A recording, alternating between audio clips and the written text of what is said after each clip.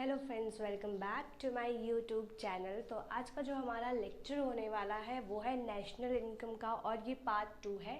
इसके पहले पार्ट 1 आ चुका है। अगर आपने उसको नहीं देखा है तो मैं उसका लिंक डिस्क्रिप्शन बॉक्स में दे दूँगी, वहाँ से आप उसको देख सकते हो। उसके बाद ये वाला देखना, ताकि सारे कॉन्सेप्ट्स आपको समझ में आए एक एक करके।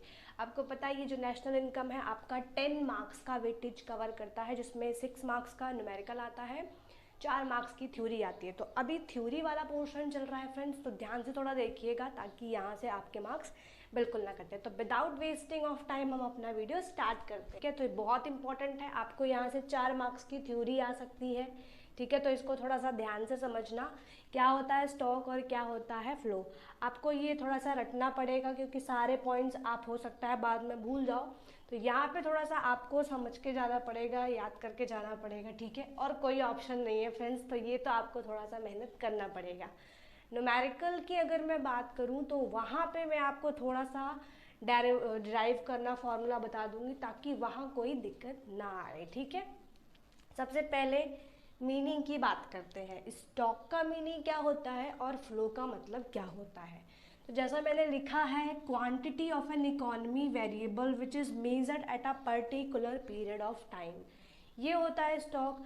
अब ये तो मैंने फटाफट पढ़ दिया, समझ में आया नहीं होगा, तो मैं एक एग्जांपल के साथ इसको आपको समझाने का ट्राई करती हूँ। ठीक है, तो जैसे आपको पता है कि जब लेट सपोज आपको कुछ थोड़ा बहुत मान लो प्यास लगी है, तो आप क्या करते हो, अपना जो है बॉटल लेते हो, उसके बाद ग्लास लेते हो, पानी पीने का ट्राई करते हो। तो जो आपका ग्लास है फ्रेंड्स, ध्यान देना, जो ये आपका ग्लास है जिसमें आप पानी भर रहे हो, ठीक, ये तो आपका हो जाता है स्टॉक, क्योंकि ये ग्लास की एक लिमिट डिसाइड है कि इसमें इतना ही पानी आएगा। बट हो सकता है उसके बाद आप फिर भी जो है बॉटल में पानी है तो वो हो सकता है जो है और भरते रहो भरते रहो। तो जो उस बॉटल से पानी गिर रहा है ना, उसको हम फ्लो बोलते हैं, क्योंकि वो फ्लोइंग में है। और इसमें तो आपको पता है कि इतना ही क्वांटिटी में पानी आने वाला है। ठीक है, तो आई होप ये एग्जाम्पल छोटा सा समझ में आया होगा आपको। अब इसको थोड़ा सा रिलेट कर लेते हैं इस हमारे डिफरेंस से, कि कैसे यहाँ से ये इसका रिलेशन है। तो पर्टिकुलर पीरियड ऑफ टाइम का मतलब होता है जब एक टाइम पीरियड में आपको कुछ डिफाइन करना हो। जैसे लेट सपोज करो आप कि आपको आज के डेट का, ठीक है, आपको आज के डेट का पता करना है कि आज जैसे अभी चलता था, अभी कोविड का टाइम था, तो वहाँ पे हर डे बाय डे क्या होता था, सारे पेशेंट की वो की जाती थी ना, काउंटिंग की कितने पेशेंट कहाँ से कौन से स्टेट से कितने आए। तो वो जो था वो एक पर्टिकुलर पीरियड ऑफ टाइम के लिए था, कि इस डेट पे इतने केसेस आए हैं, उस डेट पे इतने केसेस आए हैं। तो वो आपका स्टॉक कॉन्सेप्ट की तरह हो जाता है। लेकिन अगर मैं फ्लो कॉन्सेप्ट की बात करूँ तो ये जब तक चल रहा है, मतलब आपका कोविड कितना चला, कितने ड्यूरेशन में चला है, 1 to 1.5 ईयर तक मैक्सिमम ये चला है। तो उस पूरे टाइम पीरियड के दौरान में कितना ज़्यादा केसेस आए हैं, जब हम उसकी बात कर लेते हैं ना, तो उसको फ्लो कॉन्सेप्ट बोल देते हैं। बट जब हम एक डेट की बात करते हैं कि इस दिन में सबसे ज़्यादा नंबर ऑफ केसेस जो है वो किए गए थे, ठीक है, मेजर किए गए थे कि इतने ज़्यादा केसेस हैं, तो उस टाइम पीरियड को हम बोलते हैं स्टॉक का कॉन्सेप्ट। तो आई होप ये एग्जाम्पल से आपको ये दोनों का मीनिंग क्लियर हो गया होगा। नेक्स्ट हम चलते हैं टाइम की बात करें अगर, तो अभी मैंने देखा कि स्टॉक कॉन्सेप्ट जो होता है, क्या उसमें टाइम डायमेंशन होता है? उसमें टाइम डायमेंशन नहीं होता है। ठीक है, हमको बस बता दिया गया है कि इस डेट का हमको पता करना है, तो हमने बस वो वाला पता कर लिया, बाकी सबको स्किप कर देना था। उसके बाद फ्लो में क्या होता है, इट हैज़ टाइम डायमेंशन। यहाँ पे टाइम डायमेंशन होता है, जैसे मैंने आपको कहा ना, ये कोविड का जो टाइम पीरियड है ये 1.5 ईयर तक मैक्सिमम चला है। तो उस पूरे टाइम पीरियड में कितने केसेस जो है आए थे, वो सारे हमने क्या कर लिए, वहाँ पे आइडेंटिफाई कर लिए। तो this is your flow concept. उसके बाद अगर बात करें कॉन्सेप्ट की, तो हमारा जो स्टॉक होता है ना फ्रेंड्स, वो कैसा कॉन्सेप्ट होता है, तो वो स्टैटिक कॉन्सेप्ट होता है। जबकि हमारा फ्लो कॉन्सेप्ट अगर देखा जाए तो डायनेमिक होता है। ये स्टैटिक और ये डायनेमिक क्यों है, इसको बता दूं, मैंने आपको कहा एक दिन का अगर आपको फाइंड आउट करोगे कि कितने कोविड केसेस आए थे तो वो फिक्स है कि इतने आए थे। बट अगर पूरे टाइम पीरियड की मैं बात करूं कि जब से स्टार्ट हुआ और जब एंड हुआ उस बीच में, तो आपको हर नंबर कुछ आपको ज़्यादा मिलेंगे, कुछ कम मिलेंगे। मतलब किसी दिन ज़्यादा या किसी मंथ में ज़्यादा, किसी मंथ में बहुत कम, किसी एकदम पीक पे पहुंच गया था हमारा, ठीक है। तो इसीलिए हम इसको क्या बोल देते हैं, डायनेमिक कॉन्सेप्ट बोल देते हैं। एग्जाम्पल की अगर मैं बात करूँ तो क्वांटिटी ऑफ मनी या वेल्थ की बात हो जाती है स्टॉक कॉन्सेप्ट में, ठीक है। आप वेल्थ को वगैरह मेजर कर सकते हो। बट कंजम्पशन और इन्वेस्टमेंट, आपकी कंपनी कोई ओपन करी आपने, उसमें कितना इन्वेस्टमेंट हुआ या होगा आप उसको मेज़र नहीं कर सकते। अगर आपकी कंपनी ग्रोथ में चल रही है तो आप जाहिर सी बात है इन्वेस्टमेंट और बढ़ेगा, लेकिन आप ये मेज़र नहीं कर सकते यहाँ पे कि कितना ज़्यादा अभी और इन्वेस्टमेंट आएगा या हमको अभी कितना ज़्यादा कंजम्पशन करना है, ठीक है। तो आई होप आपको ये डिफरेंस क्लियर हो गया होगा स्टॉक एंड फ्लो का। चलते हैं हम अपने नेक्स्ट टॉपिक जो कि बहुत इंपॉर्टेंट होने वाला है अगर मैं बात करूँ न्यूमेरिकल पॉइंट ऑफ व्यू से। तो सबसे पहला क्या है फ्रेंड्स, डेप्रिसिएशन है। सबसे पहला क्या है, डेप्रिसिएशन।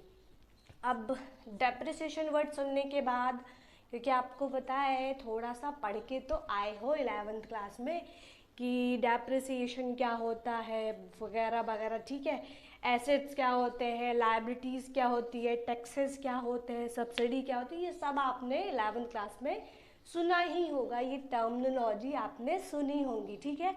तो डेप्रिसिएशन मैं फिर भी थोड़ा सा बता दूंगी, ठीक है। डेप्रिसिएशन का मतलब होता है कि कोई एसेट आपने खरीदी, लेट्स सपोज ये मार्कर मेरे लिए एसेट है, आज मैंने इसको खरीदा, उसके बाद मैंने सोचा जाने दो मेरे को इसका काम नहीं है तो मैं इसको बेच देती हूँ। तो अब आप मुझे बताओ, मैंने ये जो मार्कर खरीदा ये मेरा 20 रुपीज़ का है, अब मैं जब इसको बेचूंगी तो क्या मुझे 20 रुपीज़ मिलेंगे? बिल्कुल नहीं मिलेंगे। क्यों? क्योंकि वैल्यू क्या हो जाती है, डेप्रिसिएट हो जाती है, इस पर कुछ डेप्रिसिएशन लग जाता है। तो अब मैं इसको 20 रुपीज़ में ना बेच के कुछ कम अमाउंट में बेचूंगी क्या कि हमको मार्केट पूरा अमाउंट नहीं देने को रेडी होता है। सो ये जो आपका कॉन्सेप्ट होता है ये होता है डेप्रिसिएशन। इसमें दो टर्म्स आपको देखने को मिलेंगी, पहला ग्रॉस, दूसरा नेट।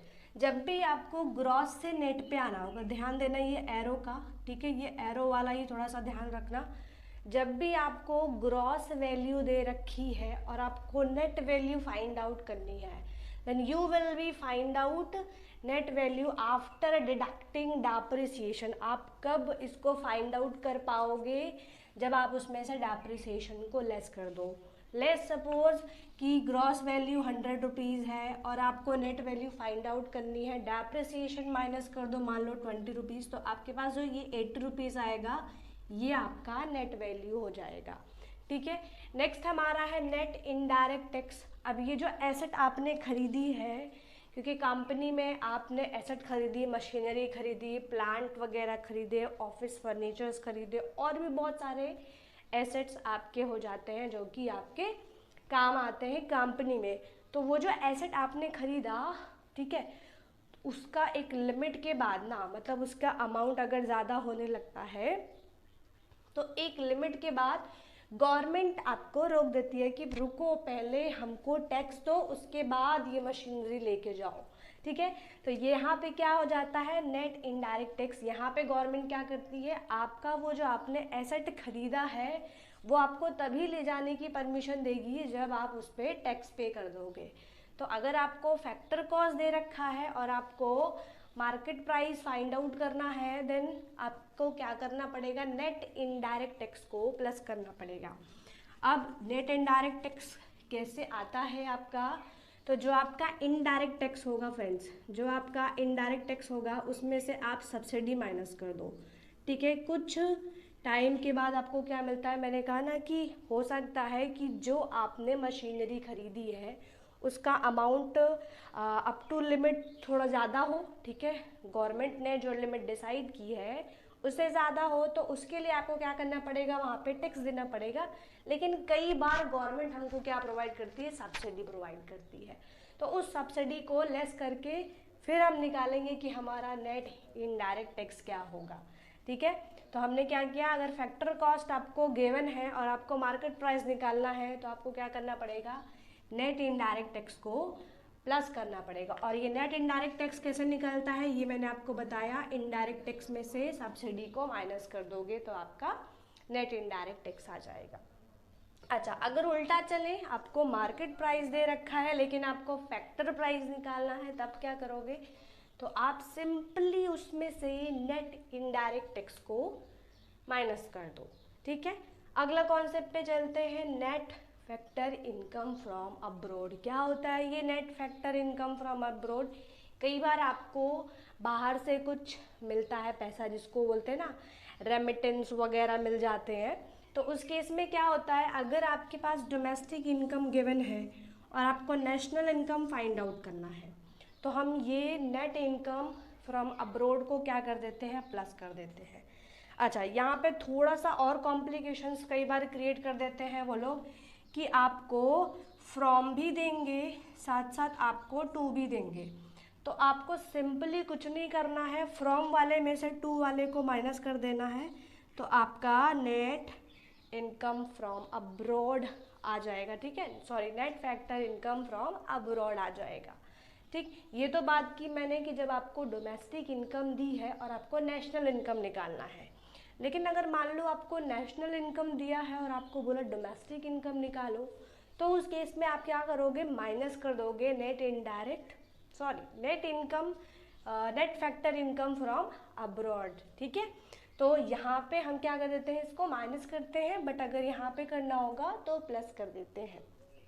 एक चीज़ और याद रखना, ये आपको डायरेक्ट तो बिल्कुल ही नहीं दिया रहता है, आपको फ्रॉम में से टू माइनस करना पड़ेगा, ये आपको क्वेश्चन में मेंशन होगा फ्रेंड्स। उसके बाद अच्छा, ये अब आप सबको तो क्लियर हो गया होगा। ठीक है, उसके बाद एक छोटी सी रिक्वेस्ट है, अगर ये वीडियो आपको अच्छी लग रही हो तो please like, comment, share, subscribe करना बिल्कुल भी मत भूलिएगा। उसके बाद लास्ट टॉपिक हमारा है कि कौन कौन से मेथड्स ऐसे आपको देखने को मिलेंगे नेशनल इनकम में जिससे आप नेशनल इनकम कैलकुलेट कर सको। ठीक है, तो यहाँ पे आपको जनरली 3 मेथड्स पढ़ने हैं। पहला इनकम मेथड, दूसरा एक्सपेंडिचर मेथड और तीसरा है वैल्यू एडेड मेथड। अच्छा, ये जो वैल्यू एडेड मेथड है ना फ्रेंड्स, इसको हम कई बार प्रोडक्ट मेथड भी बोलते हैं। अब मैंने यहाँ पे इसको लिख के छोड़ क्यों दिया, क्योंकि ये वीडियो लेंदी ना हो जाए, इसलिए बस मैंने यहीं तक डिस्कस किया है। इसके बाद हम एक एक करके सारे मेथड्स को ब्रीफली डिस्क्राइब करेंगे। तो आने वाली वीडियोस की नोटिफिकेशन के लिए आपको क्या करना पड़ेगा, आपको पता है, सब्सक्राइब कीजिए और बेल आइकन पे क्लिक कर दीजिए ताकि आने वाली सारी नोटिफिकेशंस आपको मिलते रहें। मिलते हैं फिर नए लेक्चर में, तब तक के लिए बाय बाय।